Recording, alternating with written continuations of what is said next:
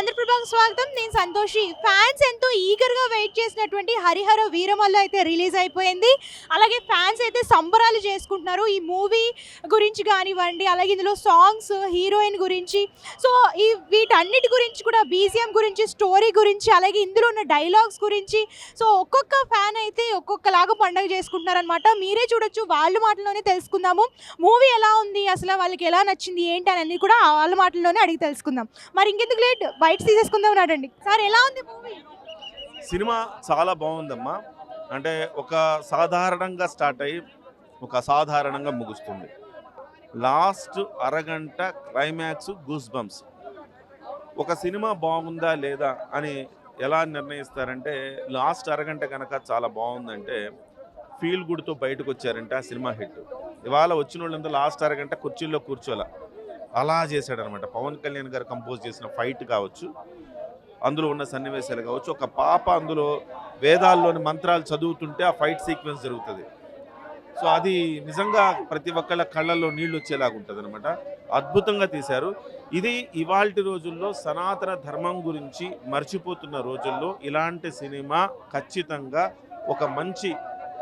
ఒక impact create చేస్తున్న సమాజం మీద అని చెప్పచ్చు. డెఫినెట్గా చాలా బాగుంది సినిమా. ఆఫ్టర్ డిప్యూటీ సీఎం అయిన తర్వాత మూవీ కదా, ఇది మంచి కంబ్యాక్ అనుకోవచ్చా? చాలా గ్యాప్ తర్వాత డెఫినెట్గా మంచి కంబ్యాకే. అంటే కంబ్యాక్ అంటే పవన్ కళ్యాణ్ గారు అసలు మీకు అర్థం కావాల్సింది ఏంటంటే, పవన్ కళ్యాణ్ గారు ఎప్పుడు సినిమా తీసినా అది కంబ్యాకే, మంచి కంబ్యాకే ఉంటుంది. కారణం ఏంటంటే 10 ఏళ్ళు హిట్ లేకపోయినా 11వ ఏడాది మళ్ళీ ఆయనకు అదే ఫ్యాన్ ఫాలోయింగ్, అదే కల్ట్ ఫ్యాన్స్, అదే కలెక్షన్స్.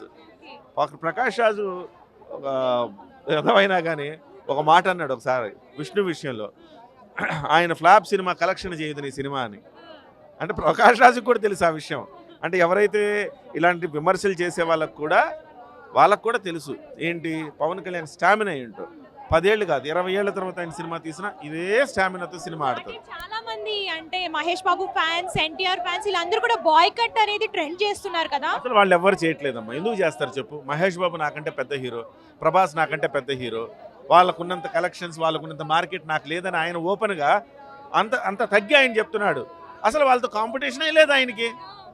సో వాళ్ళందరూ కూడా అబ్బా మా హీరో తోపు, పవన్ కళ్యాణ్ గారే చెప్పారని అనుకుంటారు కదా. అటువంటప్పుడు ఎందుకు ఇతర ఫ్యాన్స్ ఆయన మీద గ్రెడ్జి పెంచుకుంటారు? ప్రభాస్ ఫ్యాన్స్ అయితే మా హీరో ప్రభాస్ ఎంతో, పవన్ కళ్యాణ్ గారు అంతే అంటారు. కల్కి సినిమా వచ్చినప్పుడు ప్రభాస్ వాళ్ళ పిన్నమ్మే చెప్పారు నేరుగా. ఏం చెప్పారు? పవన్ కళ్యాణ్ ఫ్యాన్స్ చాలా చక్కగా సపోర్ట్ చేశారు, వాళ్ళందరికీ థ్యాంక్స్ చెప్పారు. అరే పవన్ కళ్యాణ్ ఫ్యాన్స్ అందరి హీరోల్ని, పవన్ కళ్యాణ్ ఏంటంటే అందరి హీరోల్ని మీరు సినిమాలు చూడండి, నా సినిమా కూడా చూడండి, మంచి ప్రభుత్వాన్ని ఓటేయండి అని చెప్తాడు. ఏ రోజు ఏ హీరోతోటి ఆ హీరో కంటే నేను గొప్పని ఆయన ఎప్పుడు చెప్పలా. అటువంటిప్పుడు ఫ్యాన్స్కి ఆయనంటే కోపం ఎందుకు ఉంటుంది? ఒక ఫ్యాన్స్కి ఉంటుంది కోపం, అల్లు అర్జున్ ఫ్యాన్స్కి మాత్రమే, ఆ నిబ్బీలకు మాత్రమే ఉంటుంది. సో వాళ్ళకి తప్ప ఇంకెవరికి ఉండదు అలాంటి గ్రెడ్జి.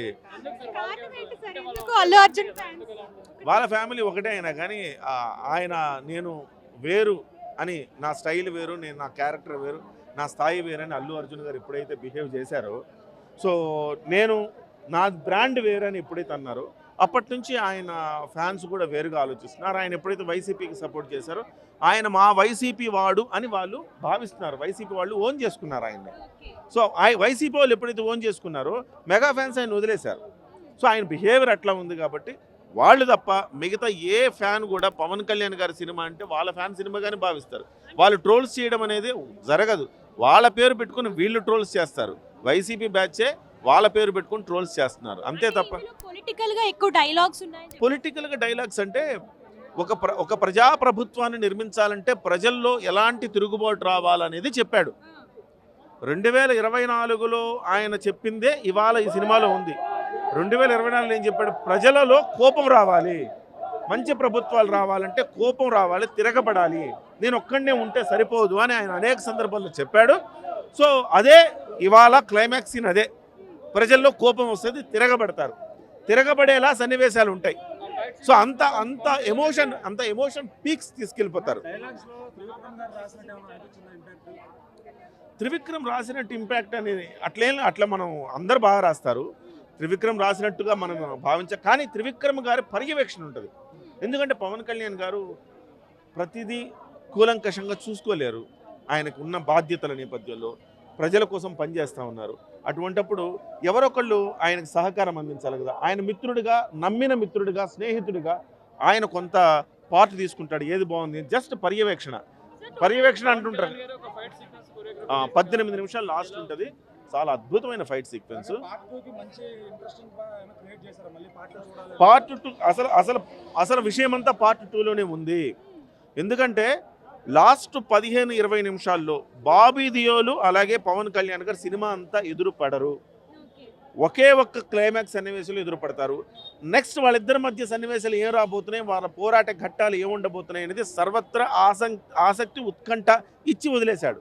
సో రెండో పార్టీకి అదే కదా ఆయుపట్టు, అదే రెండో పార్టీకి కొంత దాన్ని పోలి ఉంటుంది. బట్ అద్భుతంగా లాస్ట్ 20 నిమిషాలు మీకు గూస్ బంప్స్ వస్తాయండి. కీరవాణి గారు బీజీ బ్యాక్గ్రౌండ్ స్కోర్ అద్భుతం అని చెప్పాలి. అసలుకి లాస్ట్ ఆ బీజీతో నిలబెట్టాడు సన్నివేశాలని. నిజం చెప్పాలంటే చాలా అద్భుతంగా ఇచ్చాడు ఆయన. ఆస్కార్ రేంజ్ పెర్ఫార్మెన్స్ అంటారు కదా, ఆస్కార్ రేంజ్. మీకు నచ్చిన డైలాగ్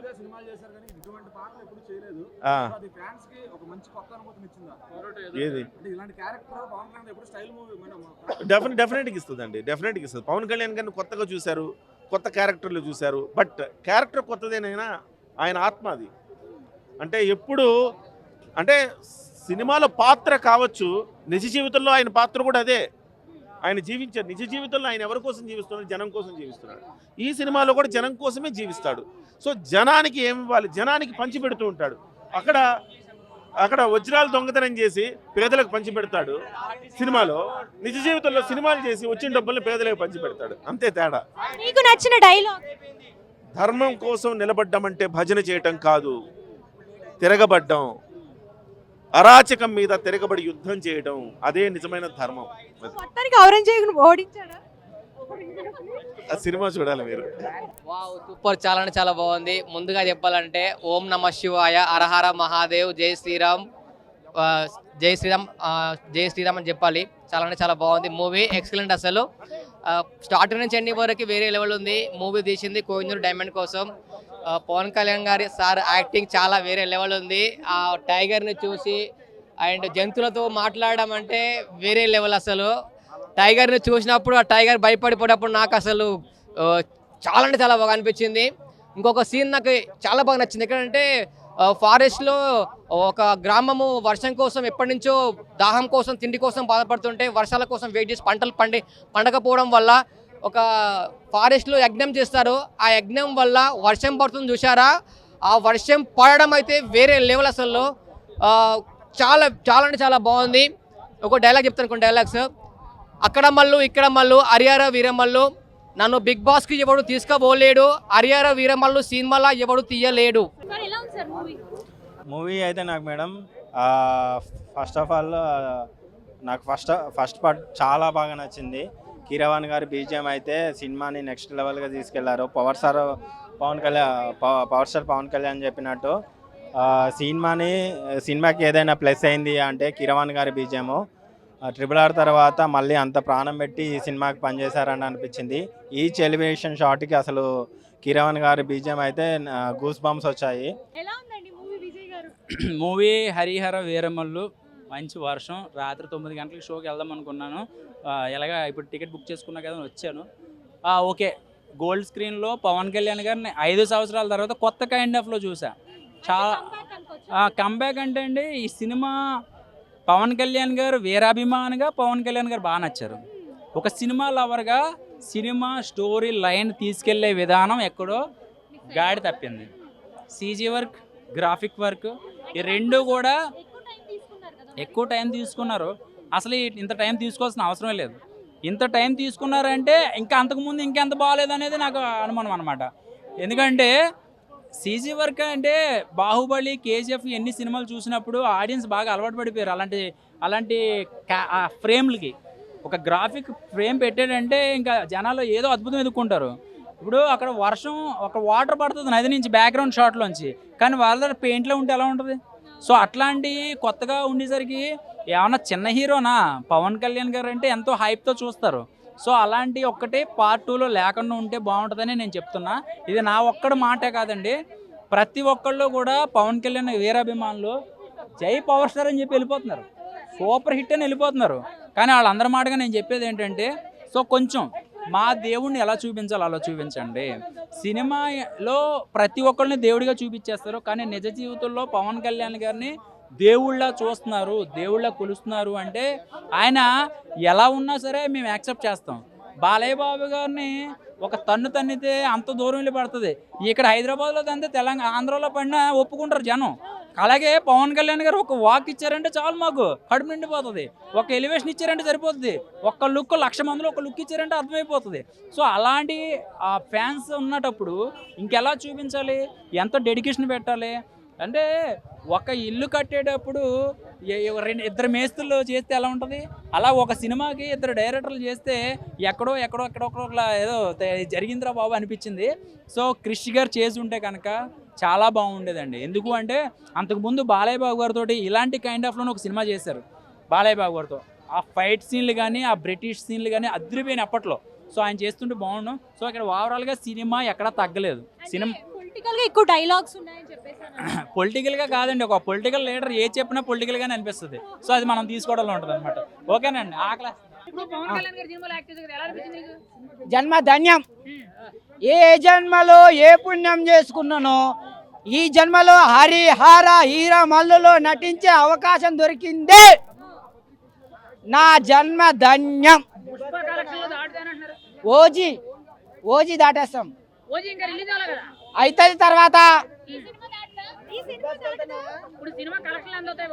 నేను చెప్పను, నేను అట్లాంటి మనిషిని కాదు,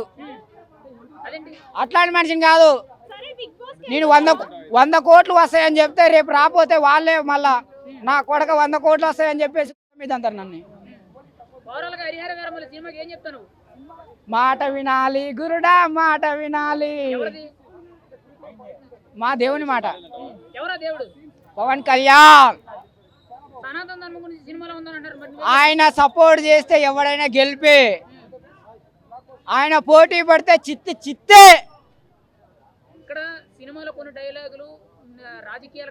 లేవు, ఏ కులానికి వ్యతిరేకంగా లేదు, ఏ మతానికి వ్యతిరేకంగా లేదు, ఏ ప్రాంతానికి వ్యతిరేకంగా లేదు, ఏ పార్టీకి వ్యతిరేకంగా లేదు.